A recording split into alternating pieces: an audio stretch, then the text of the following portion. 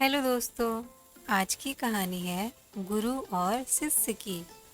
एक बार की बात है, एक गुरु अपने कुछ शिष्यों के साथ पैदल ही यात्रा पर निकले।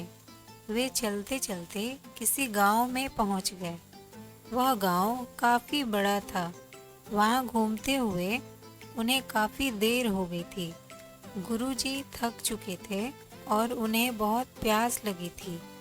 तो उन्होंने अपने एक शिष्य से कहा कि हम इसी गांव में कुछ देर रुकते हैं, तुम मेरे लिए पानी ले आओ।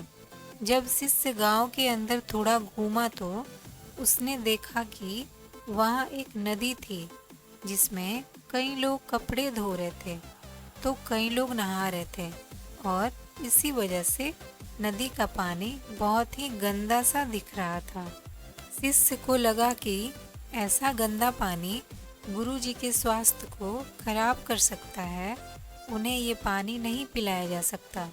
इसलिए शिष्य बिना पानी लिए ही वापस लौट आया और नदी के गंदे पानी की सारी बात गुरुजी को बता दी।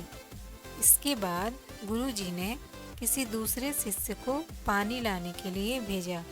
कुछ देर के बाद वह शिष्य पानी साथ लेकर लौटा। गुरुजी ने इस दूसरे शिष्य से पूछा कि नदी का पानी तो गंदा था, फिर तुम ये पानी कैसे लाए?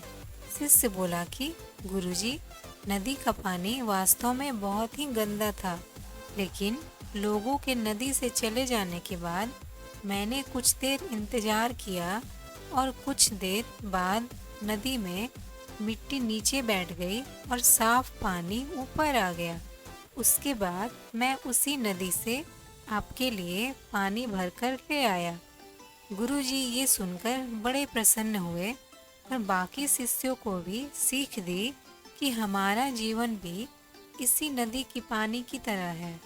जीवन में कई बार दुख और समस्याएं आती है तो जीवन रूपी पानी गंदा लगने लगता है, लेकिन थोड़े इंतजार और सब्र के बाद ये सतही दुख और समस्याएं नीचे दब जाती है और अच्छा समय ऊपर आ जाता है।